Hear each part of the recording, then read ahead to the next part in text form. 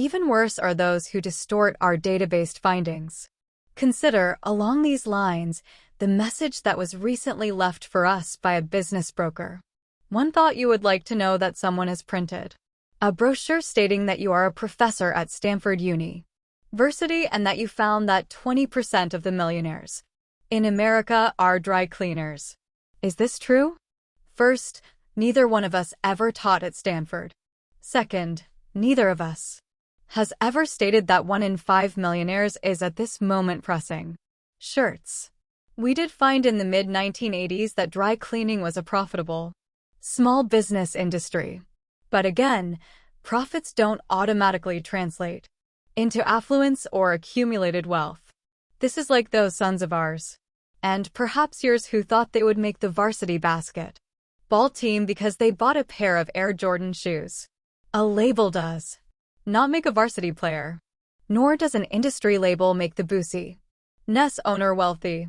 It takes talent and discipline to generate profits, and ultimately wealth. That is why we are offended by people who tell the American public, just buy my educational/study-at-home kit and your new business venture will be a success. Start your own business today, or you will be wealthy tomorrow. One did it in this industry. Try. You can do it, too. It's so easy. Again, it's not the kit, not the idea, not the industry. For example, the profitability data for hardware lumber retail establishments 25 years ago never got us excited. They didn't convince us to invest in a business of this type. But think what the founders of the highly profitable Home Depot did. They reinvented the industry. They did not allow industry standards for profits, sales volume, or overhead to dictate how they operated their business and invested their money. These founders had tremendous talent, discipline, and courage. They became wealthy and helped make a lot of their employees and other investors financially independent. Most people who make it big in business set their own very high standards. Only change is predictable. Things do change, even in the so-called owner-manager business environment. Take, for example, the industry we mentioned previously, dry cleaning. In fact, the appropriate title is laundries, dry cleaning, and garment services. With regard to this industry, Tom Stanley reported in 1988. In 1984, there were 6,940 partnerships. 91.9% have net income, while the average return on receipts, net prof, it as a percent of receipts, was 23.4%. Thomas J. Stanley, Marketing to the Affluent, Homewood, 111, Irwin. 1988, p. 1901. What about the profitability of this industry in the 1990s? We analyzed the IRS's federal income tax return data. In 1992, we determined that there were 4,615 partnerships. Only 50.5% had any net income, while the average return on receipts was 13%. Also in 1992, there were 24,186 sole proprietorship dry cleaners in America. What was their average net income? On average, it was $5,360. This placed dry cleaners 116th out of 171 sole proprietorships based on average net income criteria. The industry at that time ranked 119th in return on receipts, which equaled 8.1%. What percentage of dry cleaners generated a net income? Nearly 3 in 4, or 74.1%, made at least $1 of net income. In this regard, dry cleaning ranked 92 out of 171 industries analyzed. What a difference 8 short years can make. But the dry cleaning industry is not the only one to encounter such changes. The data in Table 8:1 contrasts selected industries. You will notice that several have experienced significant changes in profitability over the years. The number of men's and boys' clothing and furnishing stores, for example, more than doubled from 1984 to 1992. In 1984, all of the sole proprietorships in that industry made a profit. But in 1992, only 82.7% were profitable. Its rank in this regard dropped from first to 57th among the 171 sole proprietorships studied.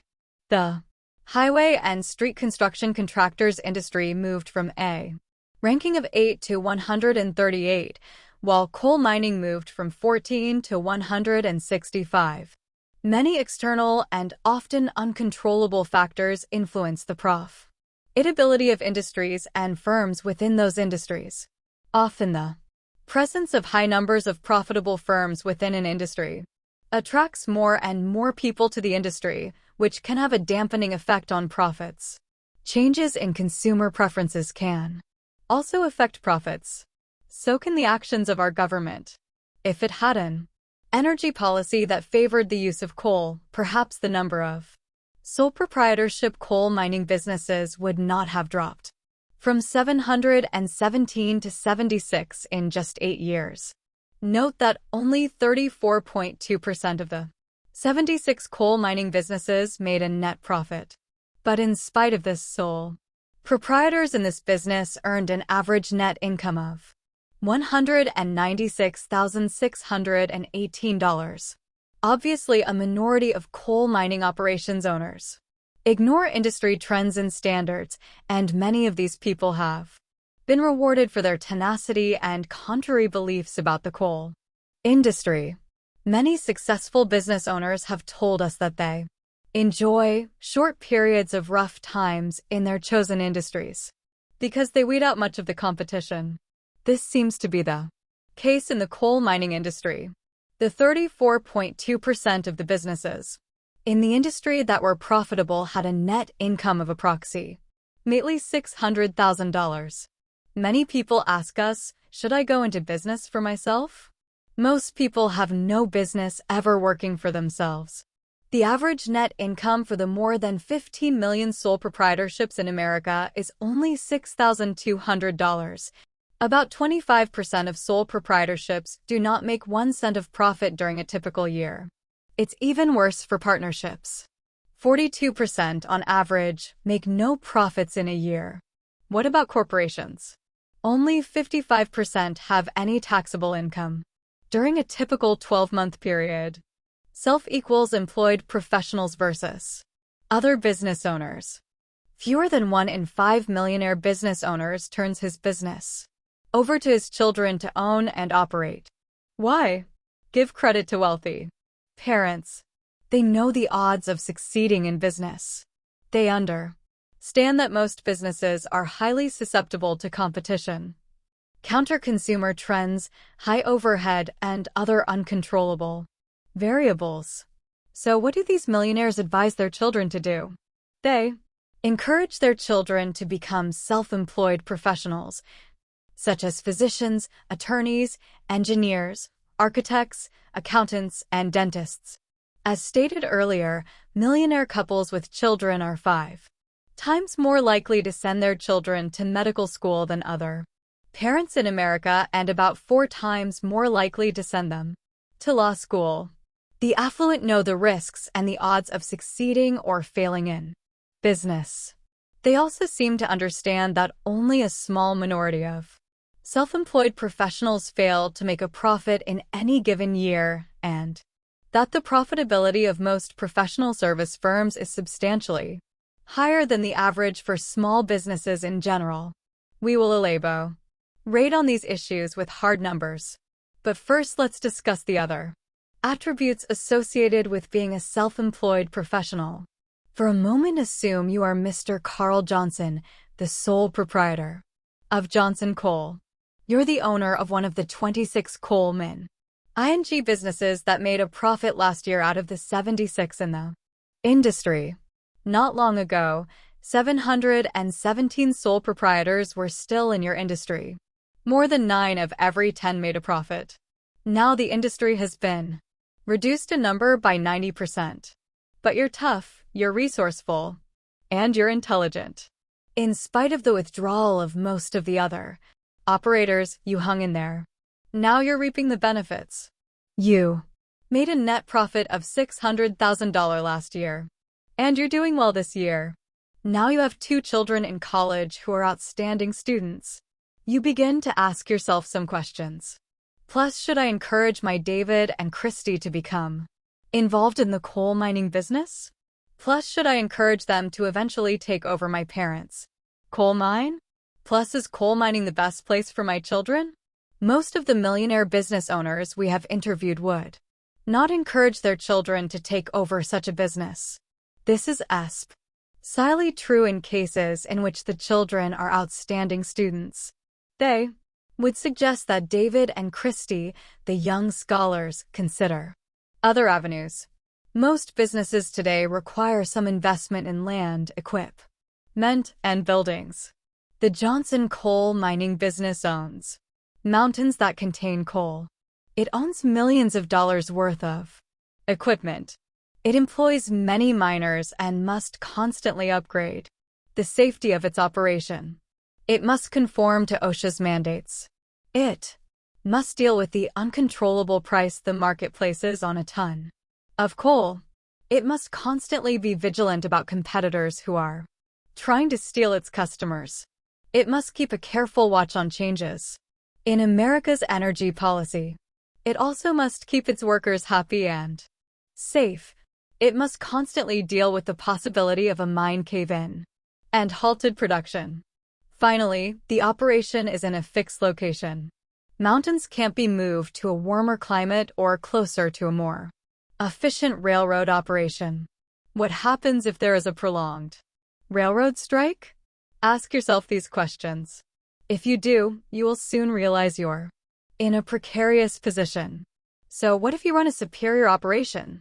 The uncontrollable factors outlined above can kill your business. Given these considerations, that $600,000 you earned last year seems small. How many $600,000 years are in your future?